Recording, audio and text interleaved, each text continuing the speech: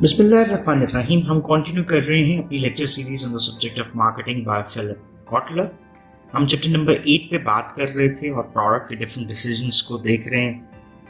हमने last lecture में product के डिफरेंट एस्पेक्ट्स को देखा, जिसमें हमने लेवल्स, जिसमें आपके पास 3 लेवल्स आ जाते हैं, जिसको हमने रिव्यू करने की कोशिश की। तो these 3 levels are core, actual and augmented product. अभी के लेक्चर में हम बात करते हैं क्लासिफिकेशंस की, कि हम प्रोडक्ट्स को या सर्विस को किस तरह से क्लासिफाई कर सकते हैं या हिस्सों में डिवाइड करना चाहें तो कर सकते हैं। सो ब्रॉड क्लासेस जो आपको बनती हुई नजर आती हैं, उसको सबसे पहले देखते हैं कि वो क्या होती हैं। So products and services fall into 2 broad classes based on the type of consumer that use them. ये कौन सी बनती हैं? पहली एक कंज्यूमर गुड्स और दूसरी industrial goods. So consumer products are those products which are bought, purchased by the consumers, final consumers, जो कि उसको खुद कंज्यूम करना चाहते हैं। और इंडस्ट्रियल प्रोडक्ट्स ऐसी प्रोडक्ट्स क्लासिफिकेशन बनती है जिसमें प्रोडक्ट्स को कमोडिटीज के तौर पर लिया जाता है, लेकिन इनको फर्दर प्रोसेसिंग के लिए यूज किया जाता है या बिजनेस यूज के लिए लिया जाता है। सो अगर ब्रॉडली डिफाइंड कैटेगरीज देखें तो ये 2 बनती हैं। सो इसके अलावा product also include other basically marketable entities such as experiences की बिना पे क्लासिफाई कर सकते हैं, ऑर्गेनाइजेशंस की बिना पे, पर्सन्स, प्लेसेस और आइडियाज, इसकी बिना के ऊपर भी हम मार्केटेबल एंटिटीज को देख सकते हैं। सो इन्हीं 2 जो ब्रॉडर कैटेगरीज हैं, कंज्यूमर प्रोडक्ट्स और इंडस्ट्रियल प्रोडक्ट्स को, इसको अंडरस्टैंड करने की कोशिश करते हैं इस लेक्चर में। हम बात करते हैं अभी कंज्यूमर प्रोडक्ट्स के ऊपर। जैसे हमने पहले बताया कि कंज्यूमर प्रोडक्ट्स क्या है। A product bought by final consumers for personal consumption is termed as consumer product. Just take example कि अगर मैं एक मोबाइल फोन परचेज करता हूं तो क्या ये कंज्यूमर प्रोडक्ट होगी या industrial product? If a mobile is purchased for personal use, तो इस वक्त ये कौन सी प्रोडक्ट है? This is a consumer product। लेकिन यही अगर मोबाइल बिजनेस एक्टिविटी के लिए इस्तेमाल किया जाना है, दैट इज कि जी मैं इसको शॉप पे रखूंगा और फिर इसको किसी और कस्टमर को सेल करूंगा, तो ये उस कस्टमर के लिए क्या बना? एक इंडस्ट्रियल प्रोडक्ट बन गया। सो चलिए इसको आगे लेकर चलेंगे। अभी हम कंज्यूमर प्रोडक्ट्स की फर्दर डिटेल में जाते हैं। जैसे हमने पहले डिफाइन किया, consumer products are products and services bought by final consumers for personal consumption. So marketers usually classify these products and services further based on how consumer go about buying them. So इसमें भी further आपको classification नजर आती है। ये include करता है जी, हमारे पास कुछ ऐसी चीज़ें हैं, ऐसी प्रोडक्ट्स हैं जिसको हम कन्वीनियंस प्रोडक्ट के नाम के साथ बुलाते हैं, कुछ को शॉपिंग प्रोडक्ट्स कहते हैं, कुछ को स्पेशलिटी प्रोडक्ट्स कहते हैं और कुछ को अनसॉर्ट प्रोडक्ट कहते हैं। अब मार्केटर के लिए क्यों जरूरी है इन क्लासिफिकेशंस को समझना? Because those products which fall in the convenience products might have different strategies to be followed by the marketer, और इसी तरह से शॉपिंग प्रोडक्ट्स के लिए हमें अलग स्ट्रैटेजी बनानी पड़ती है, एक्सेट्रा। सो इसको हम टेबल 8.1 से पहले एक दफ़ा हल्का फुल्का सा अंडरस्टैंड करते हैं, फिर इसको लेकर आएंगे। ये देख रहे हैं कि हमारे पास टाइप्स ऑफ कंज्यूमर प्रोडक्ट्स में उसने 4 कन्वीनियंस प्रोडक्ट, दूसरी शॉपिंग प्रोडक्ट्स, तीसरी स्पेशलिटी प्रोडक्ट और 4th नंबर पे उसने अनसॉर्ट प्रोडक्ट को रखा हुआ है। और फिर इसको हम थोड़ा सा देखते हैं मार्केटिंग कंसिडरेशंस के साथ। जैसे हमने अभी बात की कि ये क्यों जानना ज़रूरी है किसी मार्केटर के लिए, बिकॉज उसके जो मार्केटिंग डिसीजंस हैं या मार्केटिंग स्ट्रैटेजीज हैं वो डिफर करती हैं if he is offering different types of product। So before understanding the complete table, हम हर कैटेगरी को पहले से समझने की कोशिश करते हैं कि कन्वीनियंस क्या है, शॉपिंग क्या है, स्पेशलिटी क्या है और अनसॉर्ट प्रोडक्ट क्या है, और फिर उसको हम डिफरेंट मार्केटिंग कंसिडरेशंस जैसे 4 P's की अगर हम बात करते हैं, प्रोडक्ट, प्राइस, प्लेस, प्रमोशन, उस पर अंडरस्टैंड करने की कोशिश करेंगे। सो सबसे पहले जी convenience products. Convenience products are basically the consumer products and services that customer usually buy frequently। देखिए ना, अब हमें यहाँ पर कुछ करेक्टरिस्टिक्स मिल रहे हैं जो कि डिफाइन करेंगे कि क्या कोई प्रोडक्ट कन्वीनियंस है या शॉपिंग है या स्पेशलिटी है या अनसॉर्ट है। पहली चीज़ आ गई फ्रीक्वेंसी ऑफ परचेज, दूसरा है इमीडिएटली, यानी कितना इमीडिएटली कंज्यूमर उसको खरीदना चाहता है, और विद मिनिमल कंपैरिजन कि हम एक प्रोडक्ट को दूसरी ब्रांड से, तीसरी और चौथी ब्रांड से किस हद तक कंपेयर करते हैं। And fourth one is the buying effort, यानी अगर हम मोर फ्रीक्वेंटली बाय कर रहे हैं, इमीडिएटली बाय करना चाहते हैं, minimal comparison with other products आता है और उसके ऊपर हमारी बाइंग एफर्ट्स निस्बतन कम मिलती हैं, तो वो प्रोडक्ट्स क्या कहला रही हैं? These are termed as convenience product. इसकी एग्जांपल्स में हमारे पास जैसे सिंपल सादा प्रोडक्ट्स हैं, लॉन्ड्री डिटर्जेंट, एवरीडे यूज वाली, कैंडीज आ गई, मैगजीन्स आ गए, फास्ट फूड आ गया। सो वो जो हमारी रोजमर्रा की जरूरत की अशिया हैं, वो ज्यादातर किस में फॉल करती हैं? कन्वीनियंस प्रोडक्ट में फॉल करती हैं। तो यहाँ पर आपको एक शॉर्ट वर्जन भी उसका नजर आ रहा है, that is consumer product that customers usually buy frequently, immediately and with minimal comparison and buying effort. So थोड़ी सी एग्जांपल भी देखते हैं। Convenience products are usually other characteristics में उनकी प्राइस कम होती है and the marketers place them in many locations, यानी इसका मतलब क्या हुआ कि उनकी बाइंग लोकेशंस, यानी हमें कहाँ से वो खरीदने को मिल सकती हैं, वो भी ज्यादा होंगी। उसकी रीजन क्या आती है? Because the marketer wants to make them readily available when consumers need और want them. So convenience product की एग्जांपल्स देखते हैं और उसकी स्ट्रैटेजीज को भी अंडरस्टैंड करते हैं थ्रू दिस। ये हमारे पास पहली कैटेगरी आ गई है जी, इसी को हम अभी के लिए देखते हैं और फिर अगली प्रोडक्ट कैटेगरी पे चलेंगे। कंज्यूमर बाइंग बिहेवियर क्या है उसमें, हमने पहले भी देख लिया। फ्रीक्वेंटली परचेज करते हैं, उसमें बहुत ज़्यादा प्लानिंग की ज़रूरत नहीं होती, little comparison with other brands आता है, शॉपिंग एफर्ट निस्बतन कम होती है, या इसको हम लो कस्टमर इन्वॉल्वमेंट भी कहते हैं। ये तो पहला आ गया कंज्यूमर का बाइंग बिहेवियर इस चीज में क्या है। प्राइस के हवाले से अगर हम देखते हैं तो इन प्रोडक्ट्स की प्राइसेस ज़्यादा नहीं होती, बिकॉज इसमें ऐसे समझते हैं कि लो इन्वेस्टमेंट ऑफ द कस्टमर आपको नजर आती है, जिसकी वजह से शायद ये ऊपर वाले जो डिफरेंट बाइंग बिहेवियर फैक्टर्स है वो भी आपको मॉडिफाइड नजर आते हैं। देन डिस्ट्रीब्यूशन की बात है, यानी उसकी प्रोडक्ट की पहुंच कहाँ तक है, that is wide spread distribution. Wide spread distribution से क्या मुराद है? जैसे हम अगर पाकिस्तानी कॉन्टेक्स्ट में, इंडियन या बांग्लादेशी कॉन्टेक्स्ट में बात करते हैं तो आपको सिंपल रिटेल स्टोर्स नज़र आते हैं जो कि हर सड़क पे 10-12 नज़र आएंगे, हर मोहल्ले में 2-4 नज़र आएंगे। So in a locality you find many places जहाँ से आप साबुन खरीद सकते हैं, सरफ खरीद सकते हैं, दालें खरीद सकते हैं। सो इसका मतलब क्या हुआ कि ऐसी प्रोडक्ट्स जो कि वाइड स्प्रेड डिस्ट्रीब्यूशन में आपके पास नज़र आती हैं और उनकी लोकेशन भी क्या है, कन्वीनियंट है। जैसे मैंने बिस्किट खरीदने हैं तो मैं नज़दीक तरीन दुकान के ऊपर जाता हूँ तो मुझे बिस्किट्स की डिफरेंट ब्रांड्स मिल जाती हैं। इसी तरह से मैंने साबुन की बात की, सरफ की बात की, मुख्तलिफ अशिया की बात की। देन बात करते हैं प्रमोशन के हवाले से, how the firms promote them. जैसे हमने बात पहले भी समझी हुई है कि प्रमोशन में 4 P's में, मार्केटिंग मिक्स में प्रमोशन के P में एडवर्टाइजिंग भी आ जाती है, personal selling, sales promotion, direct marketing, public relations, ये सारे मेथड आ जाते हैं। Mass promotion by the producer. So अगर आप टेलीविजन एडवर्टाइजमेंट्स को देखें, बोर्ड्स होर्डिंग्स को देखें, तो सबसे ज्यादा टेलीविजन एडवर्टाइजमेंट, बोर्ड्स, होर्डिंग्स आपको कन्वीनियंस प्रोडक्ट्स के ऊपर नजर आती हैं। जैसे अगर हम कोई मैच देख रहे हैं तो उसमें साबुन का इश्तिहार आ रहा है, उसमें सरफ का इश्तिहार नजर आ रहा है, बिस्किट्स के इश्तिहार नजर आ रहे हैं।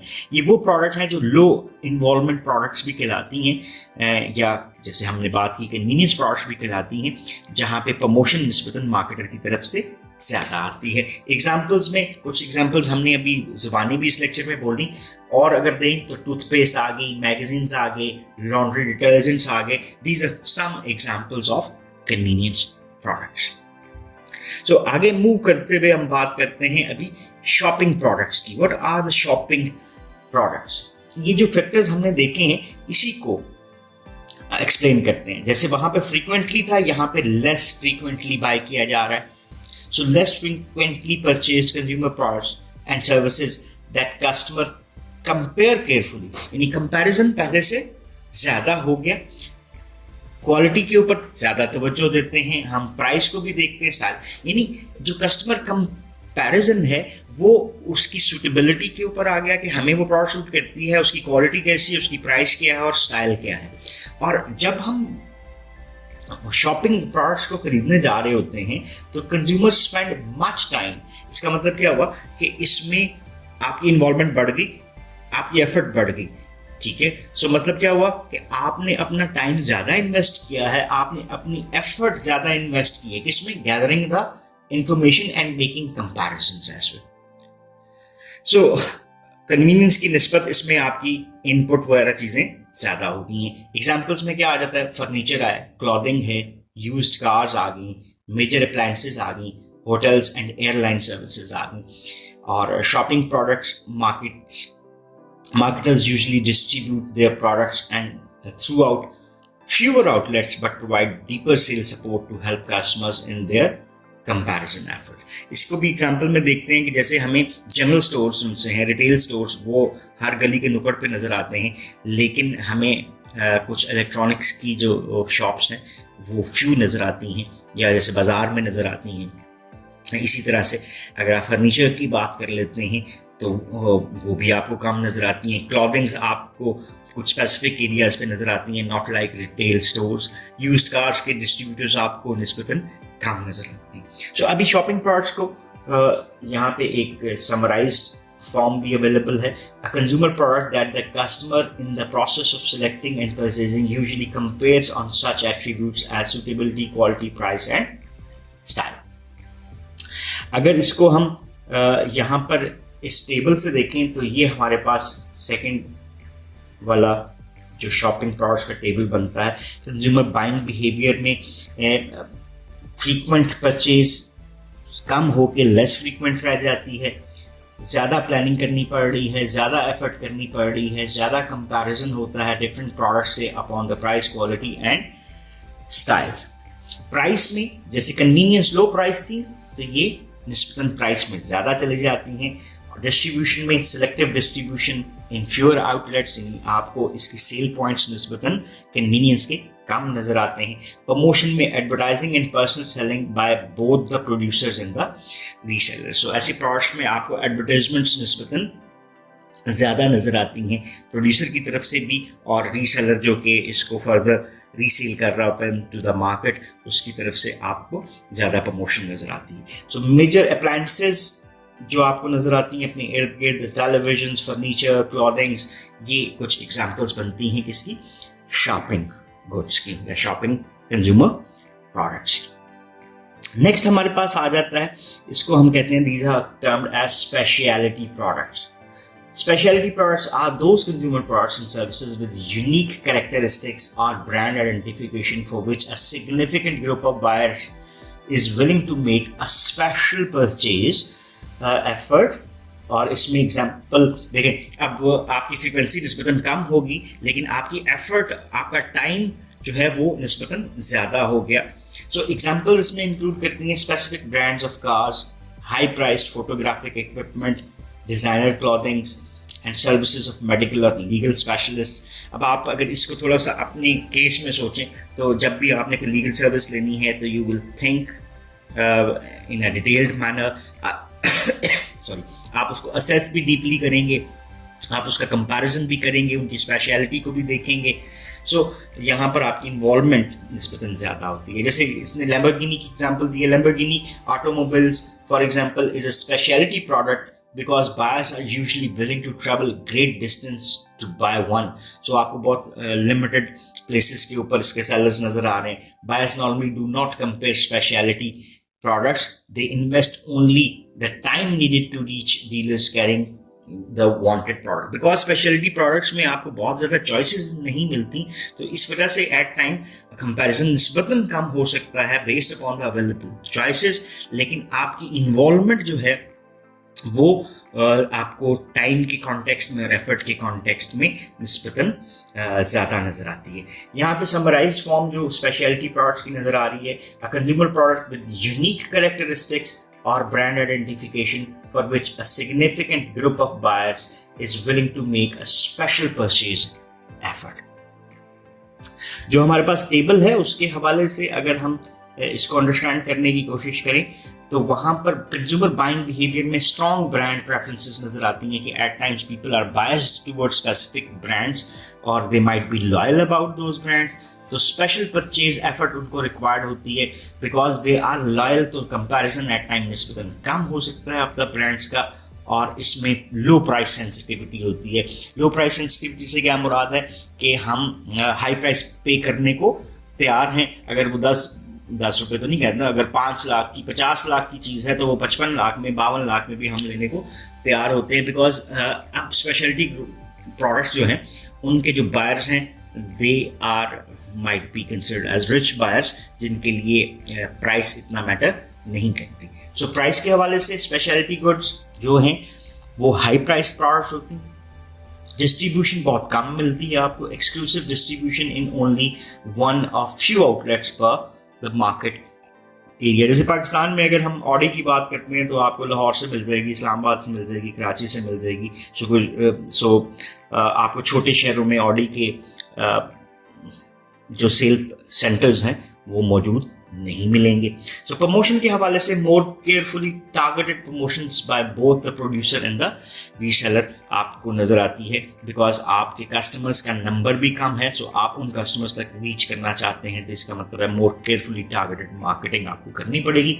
एग्जाम्पल्स में लग्जरी गुड्स आ जाती हैं सच एज रोलेक्स वॉचेस और फाइन क्रिस्टल्स, या इसमें अगर आप once in a life time products को देखें जो आपने गाड़ी लेनी है और वो हाई प्राइस्ड कार है, जीप है जो कि once in a life time आप ले रहे हैं, या आपने कोई बड़ा घर खरीदना है जिसका डिसीजन और उसका इम्पैक्ट निस्बतन काफ़ी हाई आपको नज़र आएगा। लास्ट जो हमारे पास कैटेगरी नज़र आती है वो है अनसॉट प्रोडक्ट्स की। अनसॉट प्रोडक्ट्स क्या है? Are the consumer products that the consumer either does not know about, यानी ऐसी प्रोडक्ट्स जिसका कस्टमर को या तो पता ही नहीं होता, और knows about but does not normally consider buying, या अगर पता भी है तो वो उस तरह से उसको खरीदने का कभी उन्होंने सोचा भी नहीं होता। So most major new inventions are unsought until the consumer becomes aware of them through advertisements. So बहुत सारी ऐसी प्रोडक्ट्स जो कि नई इन्वेंशंस होती हैं जो टेक्नोलॉजिकल साइंस बेसिस के ऊपर नज़र आती हैं लेकिन हमें उसके बारे में इंफॉर्मेशन नहीं है, वो अनसॉट प्रोडक्ट्स में आती हैं अनटिल अनलेस वो शायद स्पेशलिटी में फॉल करने लग पड़े जब आपकी नो हाउस के बारे में इंक्रीज हो सकती है। क्लासिक एग्जांपल्स जो आपको नजर आती हैं of known but unsought products and services are जैसे लाइफ इंश्योरेंस। हमें नहीं पता बहुत ज़्यादा कि लाइफ इंश्योरेंस क्या है, किस किस्म की अवेलेबल है, and we do not think about buying it जब तक कि कोई रिप्रेजेंटेटिव हमारे पास नहीं आता और कहता है कि यार ये लाइफ इंश्योरेंस के आपको बेनिफिट्स हैं, this is how it will work and it will benefit you, until unless हम उसको खरीदने की सोच पे नहीं चले जाते। Pre planned funeral services and blood donations, ये सारी एग्जांपल्स हैं जो कि आपको अनसॉट प्रोडक्ट की सूरत में नजर आती हैं जो कि हमारे नॉलेज में उस तरह से नहीं होती। So by their very nature unsought products require a lot of advertising, personal selling और other marketing efforts as well. So ये summarized form में आपके पास unsought products, a consumer product that the consumer either does not know about or knows about but does not normally consider about buying them. इसकी अगर हम marketing के different aspects को देखना चाहें इस चार्ट से, टेबल से, तो कंज्यूमर बाइंग बिहेवियर में लिटिल प्रोडक्ट अवेयरनेस होती है और नॉलेज जो है वो कम होता है, या अगर अवेयर भी हैं आप तो आपका उतना इंटरेस्ट नहीं होता उन चीज़ों को बाय करने के लिए, या you might be holding a negative interest about that. Price कोई श्योर नहीं है, इट वेरीज, और distribution it also varies, and promotion aggressively चाहिए बिकॉज आपको इंफॉर्मेटिव एडवर्टीजमेंट्स की तरफ जाना पड़ सकता है कि आप उसकी इंफॉर्मेशन लोगों के साथ शेयर करते हैं ताकि उन लोगों को ज़्यादा से ज़्यादा उसके बारे में इंफॉर्मेशन मिले। So aggressive advertisements and personal selling यानी डिफरेंट जो आपके प्रोडक्ट के प्राइस, प्लेस एंड प्रमोशन के डिफरेंट एस्पेक्ट्स हैं लाइक एडवर्टाइजिंग, पर्सनल सेलिंग, उन फीचर्स को अच्छे तरीके से एग्रेसिवली इस्तेमाल करना पड़ता है। एग्जांपल्स यहाँ पे वही लाइफ इंश्योरेंस है, रेड क्रॉस ब्लड डोनेशंस हैं। वी डू नॉट नो कि हम विद इन 3 months अपने ब्लड सेल्स दोबारा से प्रोड्यूस कर देते हैं, और अगर हम 3 महीने में एक दफ़ा ब्लड डोनेशन देते हैं तो that won't harm our sales but it will have a positive effect on any individual's health condition. इस वजह से लोग खून देने से डरते भी हैं, डोनेशन से डरते हैं। सो ये हमारे पास एग्जाम्पल आ गई अनसॉट प्रोडक्ट की। सो इस लेक्चर को यहाँ पर कंक्लूड करते हैं। हमने इस लेक्चर में प्रोडक्ट एंड सर्विस क्लासिफिकेशन को देखा और मेजर क्लासिफिकेशन में हमने दो देखी, कंज्यूमर प्रोडक्ट्स क्या होती हैं और इंडस्ट्रियल प्रोडक्ट्स क्या होती हैं। तो कंज्यूमर प्रोडक्ट्स में जो फर्दर क्लासिफिकेशन हमें मिली वो 4 चीज़ों के ऊपर थी, और जिसमें हमने कन्वीनियंस प्रोडक्ट्स को देखा, शॉपिंग प्रोडक्ट्स को देखा, स्पेशलिटी और अनसॉट प्रोडक्ट को देखने की कोशिश की, और फिर हमने साथ ही साथ इसके different product price, place and promotion के कॉन्टेक्स्ट में जो मार्केटिंग कंसिडरेशंस थी उनको भी अंडरस्टैंड करने की कोशिश की।